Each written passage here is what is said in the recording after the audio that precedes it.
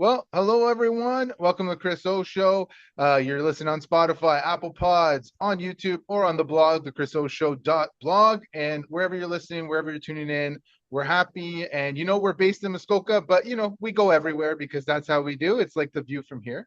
Today, I have a really cool guest, someone who I've heard his music over the years, and hopefully you have too, or maybe you have and you didn't know who it was, but it's Steve Marriner. And Steve, welcome. Hey, thanks, Chris. Good to be here. And Steve, you've been a huge part of the blues scene forever, right? And for a very long time, since you were, I think, 11 years old, 13 years old doing it. And so um for those who don't know you, tell us a little bit about who you are. Yeah, well, I'm just a musician. I'm from Ottawa, Ontario originally. That's where I happen to be right now, visiting some family. But yeah, I started playing harmonica, when I was about 10 years old. I got really into blues music. I heard the Blues Brothers movie. Nice. Yeah. Pardon me, I saw the movie and I heard the music and I became instantly in love with the whole genre. And I started doing all kinds of deep dives on Chicago blues, and then from there learning about different styles of blues and different players of the music, and just it started a lifelong love affair with the genre. And along the way, I started playing shows with local musicians here in Ottawa who mentored me and showed me different music I hadn't heard yet, and let me get up on stage, even when I was maybe before I was even ready to do it. But Yeah. it gave me a valuable experience of being in front of people when I was pretty young. So it's true. I'm 40 now, so it's almost 30 years that I've been getting on stage in front of people. Nice. Um, I really started doing it professionally, what I would call professionally, when I dropped out of university in 2005. So it's about 20 years of full time touring, Good. recording. Um, I mean, it's all a very long story, but the Coles notes are I dropped out in 2005 to go on the road with Harry Manx, who's a wonderful folk blues world artist from BC. Yeah. I toured with him for a couple of years. I put out my own record in 2007 called Going Up. I did a little tour. I through that reconnected with Tony D and Matt Saab, friends of mine from Ottawa, and we formed Monkey Junk, Yeah. which was the primary focus from 2008 to about 2016. And at that time, I got recruited to join Colin James's band. And Nice. so I'm touring with Colin ever since the summer of 2016. And Monkey Junk's been going throughout. Fortunately, Matt and Tony have been very accommodating with my different scheduling things. And when the pandemic struck, I made my own solo album called Hope Dies Last. It came out in 2021. Yeah. And I just made my new one in October of last year, and it just came out in June. And it's called Hear My Heart. And here we are. And now I'm That's awesome. juggling, playing with Monkey Junk, doing my solo shows, playing with Colin James, and the odd thing here or there with Harry or whoever else. I do whatever I can Yeah. to stay busy and keep paying my bills. Awesome. And I Yeah. just want to say, I was listening to a bit of the new album, like the last few days, knowing that we were going to chat. Very cool. I was like, even like my kids were liking it. And they were Oh like, wow, oh, that's this a is good a cool sign. tune. Because my kids are pretty eclectic. And they were like, Sure. oh, we like this groove. Like they're not so much of what the genre is, but more about, do I like the way it sounds? Right? And Which is awesome. I that's a wonderful way to approach music. When I was young and Yes. I got into blues, there was all this pressure from other people to sort of Hmm. carry the torch for and be the future of the blues and all that. Yeah. And I didn't realize till much later what kind of effect it had on me and limited me from enjoying other genres of music. Now, of course, I'm grown; I can do what I want. But Exactly. when you're an impressionable young person Yeah. and you have all this like influence on what you should be listening and what's good and what isn't, Yeah. it takes a while to be able to confidently develop your own taste. Yes. And yeah, I remember when sort of the doors blew off when I finally admitted to myself that I loved like Aerosmith and Yes. C and all kinds of rock stuff Yeah. that was like, no, if you're a blues guy, you're a blues guy. But that's that just I'll always love blues, and it makes up a big part of what I do, but Yeah. it's not. No, and that's awesome. And I love that because most, artists that I speak to and most musicians and singers and everything, they like all different music. They might not be able to play it all well or sing it all well, but they like listening to all different types of music. Of course. I mean, there's just it's like, it's like food. Yeah. You can really you can be really good at cooking one thing, but you can still enjoy all of the cuisines of the world. You know what I mean? Exactly. So Exactly. I feel like limiting oneself to just one piece of the puzzle is, I mean, you're only doing yourself a disservice. There's so much beautiful music in the world. It's We true. may as well play it. It's true. I love that. And that's great sentiment. That's a great message to put out to people. I'm gonna flip things a bit. I'm gonna say like Yeah. we're along the same lines in the terms of you were mentioning touring like with Colin James and other great Canadian artists. I just shameless plug. I had the pleasure of speaking with Colin James last year and Good. interviewing on this show and wonderful gentleman. Yes. What has been some of your like highlights touring, like things you're like, oh yeah, this like I'll never forget this moment or this venue or this crowd. Yeah. I mean, there's been many. I'm very fortunate to have played some pretty cool shows. Maybe some of the most recent super memorable ones were in 2022. We did a tour with Colin opening for Buddy Guy all across the Okay. US. Yeah. And on that one tour, we we played Austin City Limits and the Ryman Auditorium in Nashville. So Nice. the the Ryman Auditorium, for people maybe who aren't familiar, they call it the Mother Church. It's Yes. basically where country music was born, and not just country, but it's just such a pillar of live music and American music, which, blues, bluegrass, country music, folk, that, there's a huge American influence. And so to be able to have played music on that stage, Yeah. the Johnny Cash show was filmed in the early 70s, like Yes. the history in that room is so palpable. I'm not kidding, and I'm not ashamed to say we walked in and stood on the stage, and I started to cry because it was Oh, just nice. so heavy. Like, it's just, Yeah. and then, the show went about as well as we could have hoped it would go. We got a standing ovation, and we were the opening act, right? We played like 35 minutes or something, but Oh, okay. people went crazy, and it was great for Colin. He really delivered Nice. at a pretty high pressure moment, and we were all very excited. So that was, I mean, that's just one, but Yes. I mean, Montreal Jazz Fest with Monkey Oh, Junk. yeah. We played, 20,000 people in the pouring rain, and Yeah. they were screaming for more. There's been a lot of really memorable shows over the years. You know, a few bucket list items with Colin, like, the Rhyme bit, pretty cool. Like, a lot of great music was born out of that club, and Yes. it's basically the same as it always was. Yes. It's hasn't changed much in the whatever 50 years it's Yeah. been going or whatever. Yeah. So, there's just too many to mention, but those are a couple of good ones. Nice. Now you've done Blues Fest, right? Have you in Ottawa? Have you done Blues Fest in In Ottawa? Ottawa, Yeah, at home. yeah. First time I played Blues Fest was 1999. Wow. And since then, I would say in the 26 years since then, I've probably played 20 times. That's So awesome. yeah, yeah, I'm very fortunate. I've got to play it lots and lots over the years. And it's nice because it's in your backyard, it's your hometown, and it's a great festival. I've been there a couple of times. Yeah. Great festival. So that's awesome.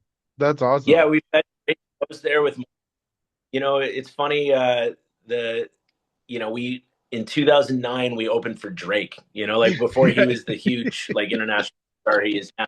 Yeah. We did our own show. I remember a memorable show with Monkey Junk maybe about 10 years ago, where it was hot as could be, like 42 degrees or something, Yeah. but still we had out of like 10,000 at 1 in the afternoon. Yeah. And you know we were pretty pleased with ourselves. We had a really Yeah. great crowd and a wicked hometown show.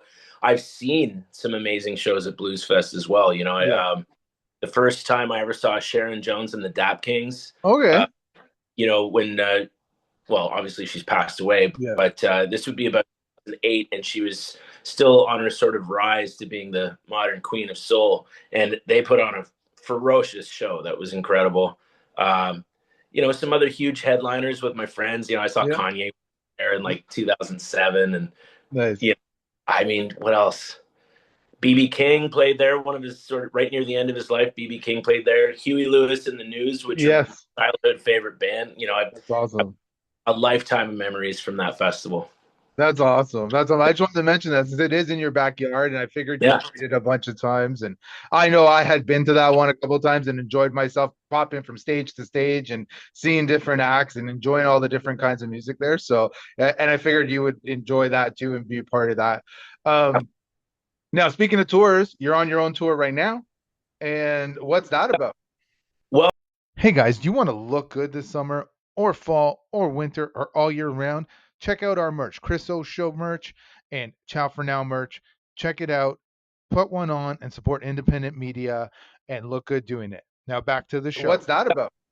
like I said, I put out this album, "Hear My Heart," and we sort of started the tour in Western Canada. I've always had a lot of success in Alberta and BC, so that's where we started in Alberta. We did 11 shows in 12 days at the end of May and early June, and then I did a couple festivals in June, and I'm going to be doing another festival this week. Yeah. Thursday in Mont Tremblant, Quebec, for the Tremblant Okay, International. awesome. Doing a bit of a double dip where I play Wednesday night with Colin, and then Thursday with my own band. Nice. And then a couple Colin shows. Then out to Huntsville next Wednesday to do a show with Matt Andersen, my old friend from the Maritimes. And then back out to the Maritimes to do Colin shows. And then I've got a Monkey Junk show. Yeah, it's just a crazy summer of bopping around here and there. And then I got some more festivals in Western Canada. In BC, I play the Fort Langley Jazz Festival, Cool. Salmon Arm Blues Festival, Calgary Blues Festival. Wow. Festival back in Ontario. Yeah, there's lots going on. I'm very grateful. That's amazing. So for those closer to our home ground in Muskoka, Huntsville, Algonquin Theatre, July 16th. Get your tickets. We'll have a link everywhere we go and social tags to where you can go get stuff. So we'll definitely have that up for you, promoting the ones closer to home. Have all those links up for everybody that's listening and wants to go see it, because they should go see you. And it's a great little venue. Yeah, I love that room. Now, is this your first time in Huntsville, or have you been here before? No, I've been to the Algonquin Theatre twice, maybe three times before. Okay. I think once or twice with Harry Manx, once with Colin. Okay, no, twice. Hold on. Maybe twice before, and this will be my third time. Okay, so gotcha. Beautiful room. But Monkey Junk's played a concert series in Huntsville called the Etwell Concert Series a couple of times. Certainly no stranger to the Muskoka area. I played Peter's Players in Gravenhurst a whole bunch over the years. There was a couple shows I did in Rosso at Rosso Village Music in the last couple of years. So hey man, anytime I can get up there, it's so beautiful. I love to go. That's awesome. I'm trying to think. The next time I'll be in the general vicinity, we're doing a little Ontario run in October, but I think the closest I'll get is Collingwood. Okay. But it's not that far. You can go for a little drive. It's true. Hit it and sleep over if you want. Make it a weekend. Exactly. That's awesome. And I know the Atwell concert series is great. The Springs put it on. The Spring family puts it on. That's great. Yeah. And I thought I saw Monkey Junk as a headliner there over the years. I just wasn't sure 100%, so that's why I had to ask. So that's very cool. That's very cool. There last, but I think we've been there 2 or 3 times and always had a blast each time. Nice. Yeah, it's a great little series. And you know what? I love that you've been to all these different venues here, and it's not just, here's just one or just two. Like, you've done different shows in Muskoka. That's really cool. That's really cool. We played for Peter Swanick, the guy that did Peter's Player, played Wedding on a boat. That's awesome. On Muskoka Lake. Yeah. Years ago, 2010 maybe. And so it's I'm no stranger to the area. Oh, that's fantastic. That's awesome. Doing his private wedding on a boat. Yep. We got shushed by his minister. We were being too loud, apparently. Oh, that's awesome. That's awesome. Um, I'm almost done. A couple more questions. So, Sure. um, one question I always like to ask artists, especially those who've got some experience and have toured and stuff, is what advice would you give to someone young wanting to play music, wanting to do this as a career, wanting to get into it? Uh, be sure that you have to. What I mean by that is some people like the idea of it, the thought of being on stage in front of people. It's exciting and it feels great, but at some point it becomes, I don't mean to overstate it, but for me it's a very deep uh, experience. So it's a kind of thing that I have to. Like, I've tried to walk away from music a time or two over the years, and it's never stuck. It's a have to thing. It's almost like a religion, It's like Yeah. a lifestyle, a daily practice, and it's this never ending desire to keep creating and keep bettering your craft. And so if you don't have to do it, Yeah. like deep in your soul, maybe find something else to do. But if you do have to do it, then put all of yourself into it.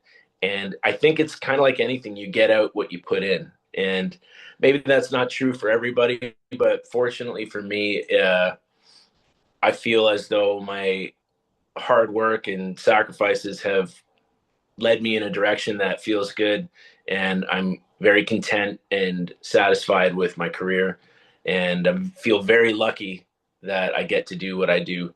Um, but yeah, just put in the work. Nice. That's it.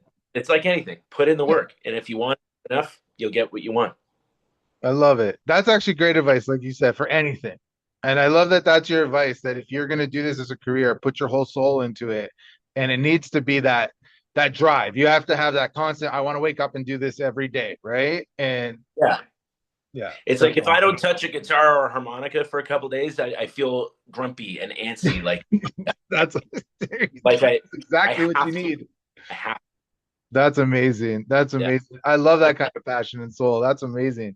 Um, Last question, Steve, for you. And this is something that's another one that I ask everybody, and I get different response, various response. So, um, if I don't know Steve Marriner, I've never heard of you, I've never heard of any of your music, I don't know anything. And I say, why should I go to your show on July 16th at the Algonquin Theatre? Um, what would you say to me? I want to heal you. I Nice. want to take you out of your life for however much time I have on stage and just make you feel better than when you came. It's like a soul massage. I love it. That's awesome. Yeah, that's nice. There you go. That's how you know you've got soul in you.